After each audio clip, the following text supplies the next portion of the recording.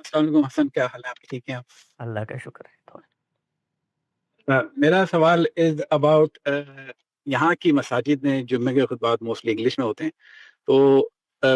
کئی دفعہ اتفاق ہوا اور بھی ریسنٹلی اتفاق مجھے یہ ہوا کہ وہ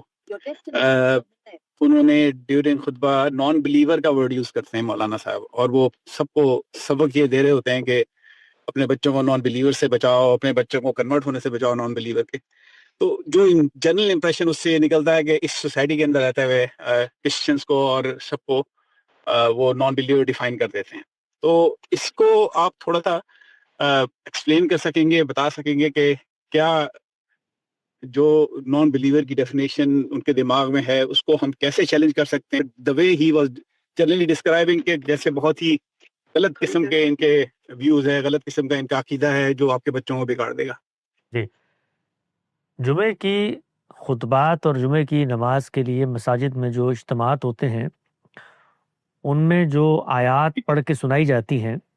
وہ آیات قرآن مجید میں جو منکرین ہیں، یہ نان بلیورز ہیں، ان کے بارے میں جو ہوتی ہیں وہ بیان کی جاتی ہیں۔ اس سے بڑی غلط فہمی پیدا ہوتی ہے،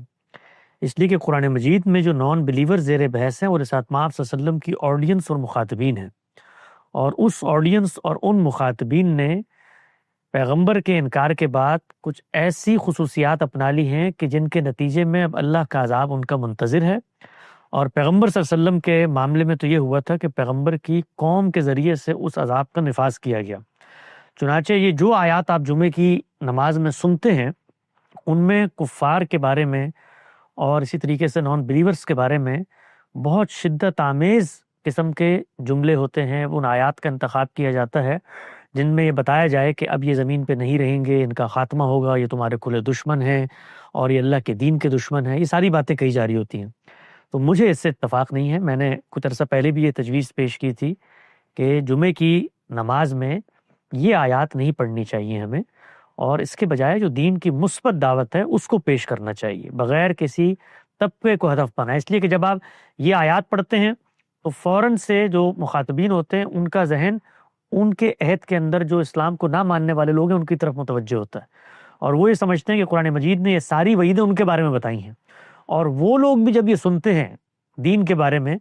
تو ان کا دین سے جو انٹروڈکشن ہے وہ ان آیات سے ہوتا ہے جن میں ان کی مذمت یا کنڈمنیشن کی گئی ہے۔ تو یہ آیات قرآن مجید کا حصہ ہیں، ان پر ہم ایمان لاتے ہیں، ان کا اپنا ایک محل ہے، اور ان کے اندر ایک سبق ہے جو مسلمانوں کو دیا گیا ہے کہ اللہ کے پیغمبر کے اولین مخاطبین کے ساتھ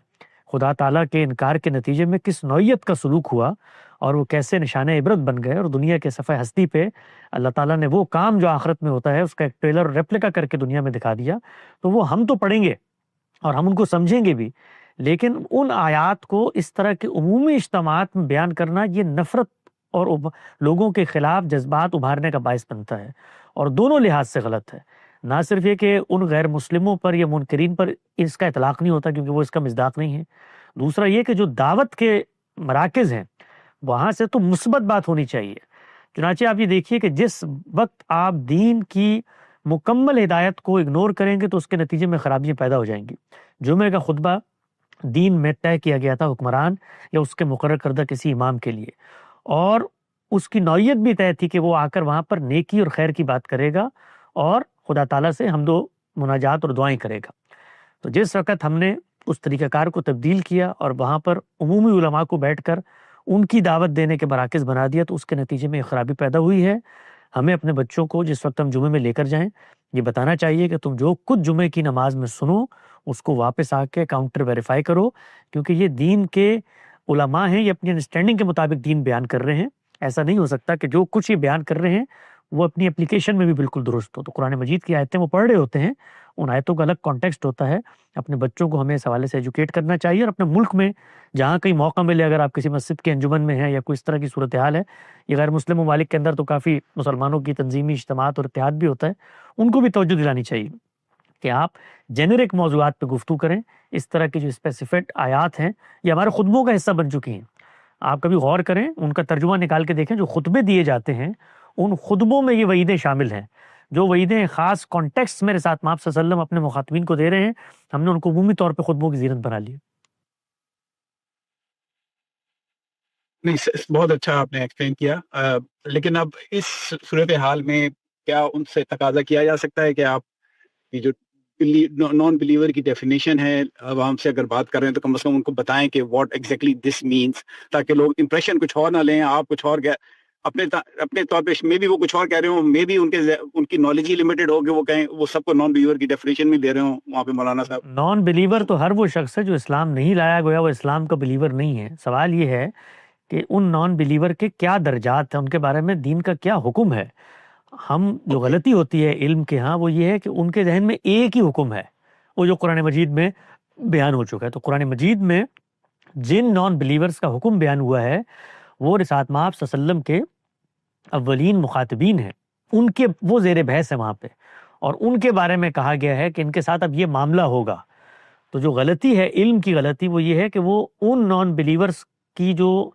ایٹریبیوٹس تھے اس کا اطلاق وہ تمام نان بلیورز پہ کر دیتے ہیں۔ تو جو سمجھانے کی چیز ہے، ظاہری بات ہے یہ چیز علم کی سطح پہ پہلے سمجھی جائے گی، علم کی سطح پر یہ تخصیص ہوگی کہ قرآن مجید یہ تمام نان بلیورز کے بارے میں نہیں کہہ رہا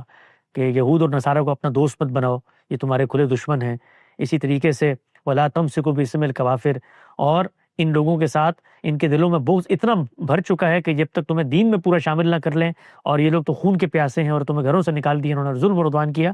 تو یہ آڈینس ہیں جو وہ نان بلیورز ہیں جو وہاں زیر بحث ہیں۔ تو سمجھانے کی چیز یہ ہے کہ نان بلیور کا لفظ کہنے سے تمام نان بلیور جو قرآن مجید کے اندر نان بلیورز ہیں ان میں شامل نہیں ہو جاتے۔ ہمیں ہر نان بلیور کے بارے میں دیکھنا پڑے گا کہ اس کے کیا خصائص ہیں، اس کے کیا ایٹریبیوٹس ہیں، اور پیغمبر کے نان بلیورز اور پیغمبر کے بعد کے جو نان بلیورز ہیں ان کے بارے میں ہم نے کیا رویہ اپنانا ہے، اس میں زمین آسمان کا فرق ہے۔ پیغمبر کے نان بلیورز کے ساتھ تو مقاطع ہو گیا تھا، سلام نہیں کر سکتے تھے